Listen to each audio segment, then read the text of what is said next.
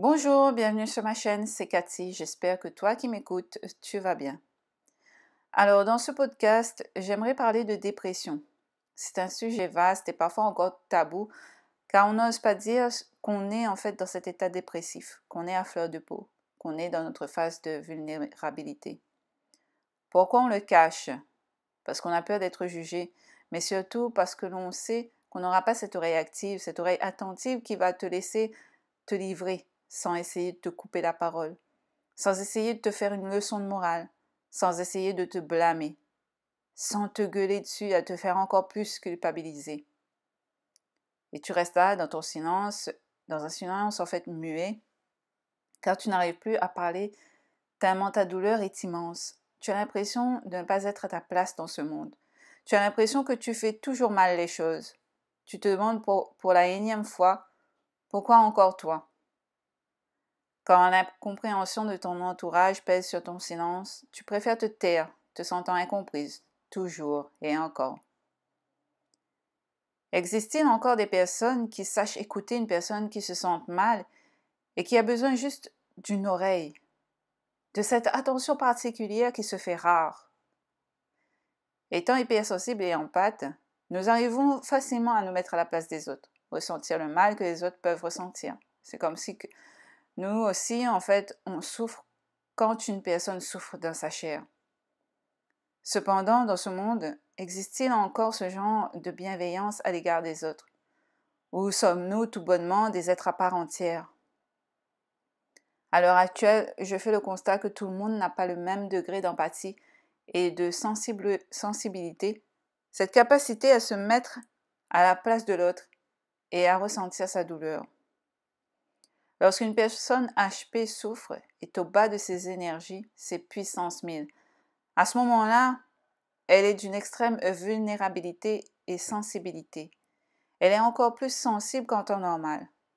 Lorsqu'elle souffre, lorsqu'elle est en phase de dépression, les émotions sont difficilement gérables et ont besoin d'être en priorité, extériorisées. Peu importe le moyen, le biais qu'on va utiliser, il faut que ça sorte. Il faut qu'on en parle, surtout pour les hauts potentiels émotionnels.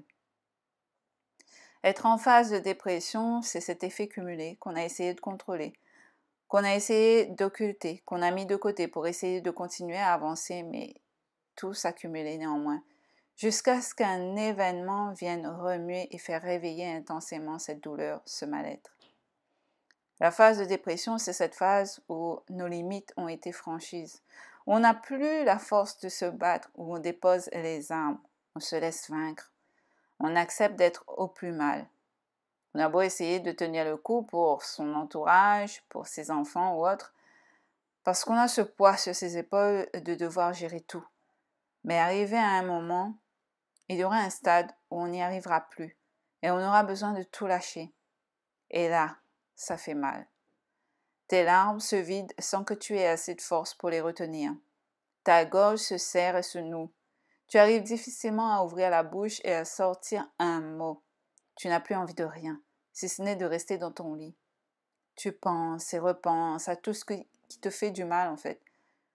Tu essaies de comprendre au point où tu finis par avoir mal à la tête sans qu'une solution n'apparaisse. Tu te sens vidé de ton énergie comme à plat. Rien n'a plus de sens pour toi. Tu restes là dans ta solitude. Tu restes là face à toi-même, face à ta douleur et à ta souffrance. Et tu hurles intérieurement que cette douleur atroce s'en aille en vain. Elle est là, cette phase constante, où pour le moment, ta seule issue est de permettre à ta souffrance de vivre et de s'extérioriser pour qu'au fur et à mesure, la douleur, cette intensité diminue avec le temps.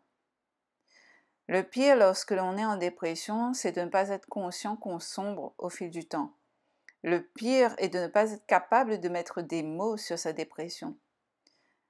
De toujours faire semblant que ça va extérieurement, mais qu'à l'intérieur, tu es anéanti. Pour éviter de te sentir encore plus rabaissé, tu préfères cacher ce que tu ressens et pleurer quand tu te retrouves seul sous la douche ou sous la couette. Le pire, lorsque l'on est en dépression, c'est d'essayer de vivre normalement et s'interdire de ressentir. Être hypersensible, c'est ça, c'est ressentir tout fois 1000 Et on nous dit qu'on en fait trop, qu'on prend trop les choses à cœur, qu'on devrait en fait faire comme les autres et ne pas se prendre la tête sur les petites choses. Enfin, que pour eux, ils qualifient de petites choses. Alors que pour nous, ça nous touche au plus profond de nos tripes. Voilà pourquoi aussi on préférera se taire sur notre état et faire semblant que tout va bien. Car il n'y a pas cette écoute sans jugement. Ce que nous faisons pour les autres, il n'y a pas ça pour nous. Ou alors, il faut être entouré de personnes HP qui savent ressentir comme nous. Quand je suis dans ma phase de basse énergie, je me trouve bizarre de ne pas être comme les autres. Je me trouve bizarre à toujours me poser mille et une questions, à me remettre constamment en question. Je me trouve bizarre d'être autant hypersensible alors que ce monde n'accueille pas en fait la sensiblerie. Il faut être forte, il faut passer outre ses sentiments et ce que l'on ressent. Il ne faut pas prendre les choses trop à cœur. Arrête d'être à fleur de peau. Tu devrais être plus comme ceci, comme cela. Voilà ce que j'entends bien souvent. La dépression n'est pas quelque chose à prendre à la légère, peu importe la personne et surtout les personnes hypersensibles à haut potentiel. Il faut accepter qu'on est dans une phase qui est au plus bas. Il faut l'accepter et accueillir ce qui nous submerge et nous traverse, et faire une pause si nécessaire pour s'aider à remonter la pente. Avec tout ce que nous avons traversé dans notre vie, nous les HP, mais aussi les personnes normales, parce que la dépression, ça touche tout le monde, à des degrés différents. Mais nous avons cette capacité à savoir rebondir après coup.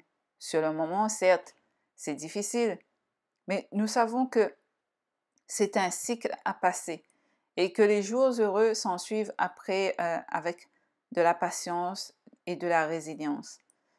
Mais ce que tout le monde recherche, c'est surtout ce besoin humain d'être écouté tout simplement. D'avoir une personne en face de soi qui sait vraiment écouter pour que l'on puisse reconnaître qu'effectivement, on souffre. C'est tout. Pas de lamentation, de blâme, de moquerie, non. Juste le besoin de faire reconnaître que l'on ne va pas bien là, en ce moment, et que c'est humain. On n'est pas des robots sans cœur, on est des humains. Voilà pour ce petit podcast. Merci de m'avoir écouté. N'hésite pas, hein, si tu souhaites t'exprimer, l'espace commentaire est là pour ça. Si cette vidéo te parle, n'hésite pas à liker. Je te dis à très bientôt pour un autre sujet. En attendant, prends soin de toi.